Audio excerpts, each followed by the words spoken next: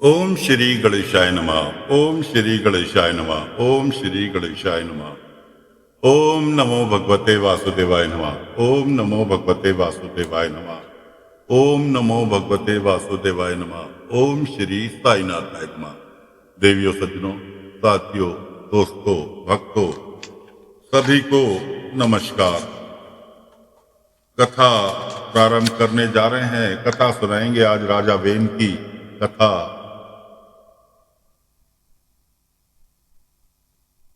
आज सुनाने जा रहे हैं आपको स्कंद 4 का 4वां अध्याय। श्री मैत्रेय जी कहते हैं, वीरवर विदुर जी, सभी लोगों की कुशल चाहने वाले भृगु आदि मुनियों ने देखा कि अंग के चले जाने से जब पृथ्वी की रक्षा करने वाला कोई नहीं रह गया, तब लोग पशुओं के समान उछल होते जा रहे थे। तब उन्होंने माता सुनीति के साथ सम्मति से मंत्रियों के सहमत न होने पर भी वेन को भूमंडल के राजपद पर अभिषिक्त कर दिया। वेन बड़ा कठोर शासक था। जब चोर डाकुओं ने सुना कि वही राज सिंहासन पर बैठा है, तब सर्प से डरे हुए चूहों के समान वे सब तुरंत ही जहां तहां छिप गए। राजासन पर पाने पर वेन 8 लोकपालों की ऐश्वर्य कला के कारण उन्मत्त हो गया और अभिमानवश अपने को ही सबसे बड़ा मानकर महापुरुषों का अपमान करने लगा।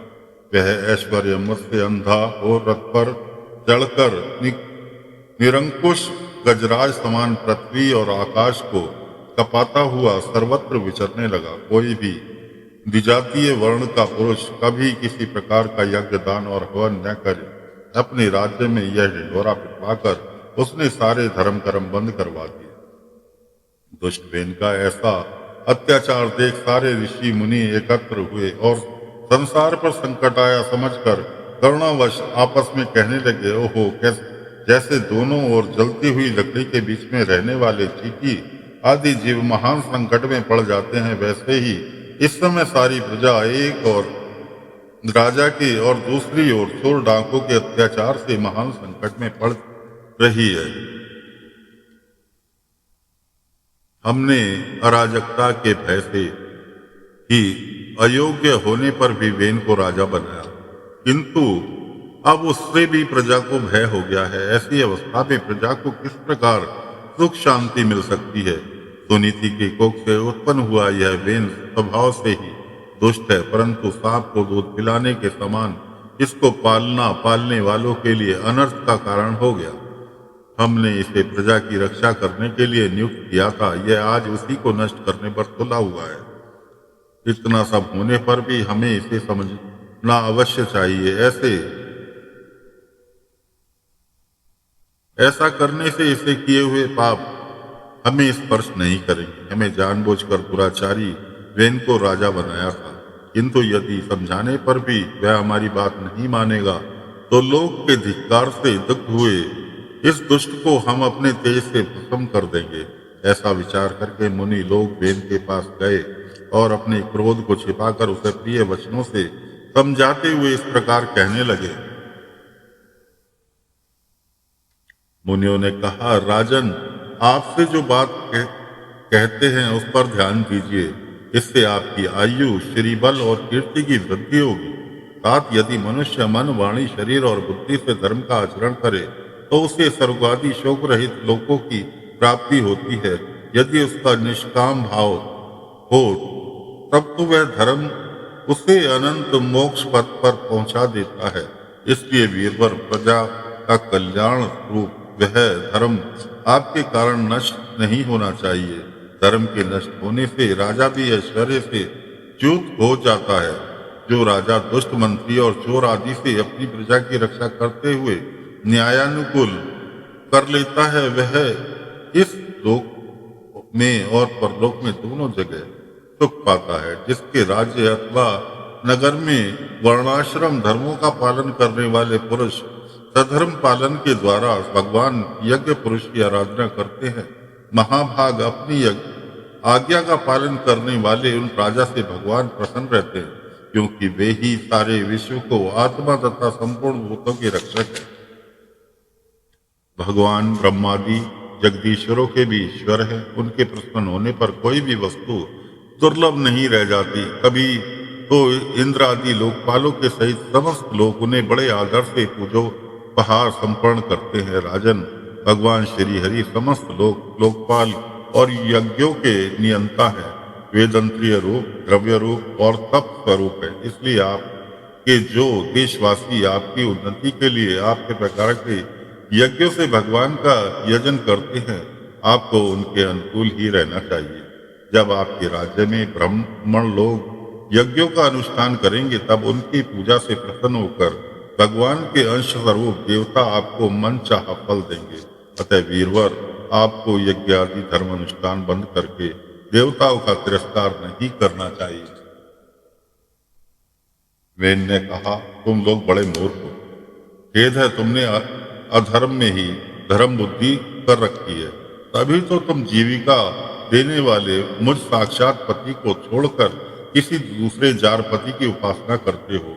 जो लोग मूर्खतावश राजा रूप परमेश्वर का अनादर करते हैं, उन्हें न तो लोक में सुख मिलता है और न परलोक में। अरे, जिसमें तुम लोगों की इतनी भक्ति है, वह यज्ञ पुरुष है कौन? यह तो ऐसी बात हुई जैसे उल्टा स्त्रियां अपने विवाहित पति से प्रेम न करके किसी पर पुरुष से आसक्त हो जाए। विष्णु, ब्रह्मा, महादेव, इंद्र, वायु, यम, सूर्य, मेघ, कुबेर, चंद्रमा, पृथ्वी, अग्नि और वरुण, इसके अतिरिक्त जो दूसरे वर आदि और शाप देने में समर्थ देवता हैं, वे सब के सब राजा के शरीर में रहते हैं। इसलिए राजा सर्वदेव में है और देवता उसके अंश मात्र हैं। इसलिए ब्राह्मणों, तुम मत सरता छोड़कर अपनी सभी कर्मों द्वारा एक मेरा ही पूजन करो और मुझी को बलि समझ संपन्न करो। भला मेरे सिवा और कौन अग्र पूजा का अधिकारी हो सकता है? श्री मैत्रेय जी कहते हैं, इस प्रकार विपरीत बुद्धि होने के कारण वह अत्यंत पापी और कुमार्गामी हो गया। उसका पुण्य क्षीण हो चुका था। इसलिए मुनियों ने बहुत विनय पूर्वक प्रार्थना करने पर भी उसने उनकी बात पर ध्यान नहीं दिया। कल्याण रूप विदुर जी, अपने को बड़ा बुद्धिमान समझने वाला वेन ने जब उन मुनियों का इस प्रकार अपमान किया, तब अपनी मांगों को व्यर्थ हुई देख उस पर अत्यंत कुपित हो गए। मार डालो, इस स्वभाव से ही दुष्ट पृथ्वी पापी को मार डालो। यह यदि जीता रह गया तो कुछ ही दिनों में संसार को अवश्य भस्म कर डालेगा। यह दुराचारी किसी प्रकार राज सिंहासन पर बैठने योग्य नहीं है, क्योंकि यह निर्लज साक्षात यज्ञपति श्री विष्णु भगवान की निंदा करता है। अहो, जिनकी कृपा से इसे ऐसा ऐश्वर्य मिला है, उन श्री हरि की निंदा भागे वेन को छोड़कर और कौन कर सकता है? इस प्रकार अपने छिपे हुए क्रोध को प्रकट कर उन्होंने उसे मारने का निश्चय कर लिया। वह तो भगवान की निंदा करने के कारण पहले ही मर चुका था, इसलिए केवल हुंकारों से ही उन्होंने उसका काम तमाम कर दिया। जब मुनिगण अपने अपने आश्रमों को चले गए, तब इधर वेन की शोकाकुल माता सुनीति मंत्रादि के बल से तथा अन्य युक्तियों से अपने पुत्र के शव की रक्षा करने लगी। एक दिन मुनिगण सरस्वती के पवित्र जल में स्नान कर अग्निहोत्र से निर्वस्त्र होकर नदी के तीर पर बैठे हुए हरि चर्चा कर रहे थे। उन दिनों लोक में आतंक फैलाने वाले बहुत से उपद्रव होते देख वे आपस में कहने लगे, आजकल पृथ्वी का कोई रक्षक नहीं है, इसलिए चोर डाकुओं के कारण उसका कुछ अमंगल तो नहीं होने वाला है। ऋषि लोग ऐसा विचार कर ही रहे थे कि उन्होंने सब दिशाओं में धावा करने वाले चोरों और डाकुओं के कारण उठी हुई बड़ी भारी धूल देखी। देखते ही देखते समझ गए कि राजा वेन के मर जाने के कारण देश में अराजकता फैल गई है, राज्य शक्तिहीन हो गया है और चोर डाकू बढ़ गए। यह सारा उपद्रव लोगों का धन लूटने तथा एक दूसरे के खून के प्यासे लुटेरों का ही है। अपने तेज से अथवा तपोबल से लोगों की ऐसी प्रवृत्ति रोकने में समर्थ होने पर भी ऐसा करने में हिंसादि दोष देखकर उन्होंने इसका कोई निवारण नहीं किया। फिर सोचा, ब्राह्मण यदि समदर्शी शांत स्वभाव भी हो तो भी दीनों की उपेक्षा करने से उसका तप उसी प्रकार नष्ट हो जाता है जैसे फूटे हुए घड़े में से जल बह जाता है। फिर राजऋषि अंक का वंश भी नष्ट हो नहीं होना चाहिए, क्योंकि इसमें अनेक अमोघ शक्तियां और भक्तपरायण राजा हो चुके हैं। ऐसा निश्चय कर उन्होंने मृत राजा की जांग को बड़े जोर से मथा और उसमें से एक बौना पुरुष उत्पन्न हुआ। वह कोये के समान काला था। उसके सभी अंग और खासकर भुजाएं बहुत छोटी थी, जबड़े बहुत बड़े, छोटे छोटी नाक, चपटी नेत्र और लाल केश तांबे के रंग के थे। उनमें बड़ी दीनता और नम्र भाव से पूछा, मैं क्या करूं? जो ऋषियों ने कहा, निश्चित बैठ जा। इसी से वह निषाद कहलाया। उसने जन्म लेते ही राजा वेन के भयंकर पापों को अपने ऊपर ले लिया, इसलिए उसके वंशधर निषाद भी हिंसा, लूटपाट आदि पाप कर्मों में रत रहते हैं। अतः वे गांव और नगर में न टिक कर वन और पर्वतों में ही निवास करते हैं। तो साथियों, फिलहाल ये 15वां अध्याय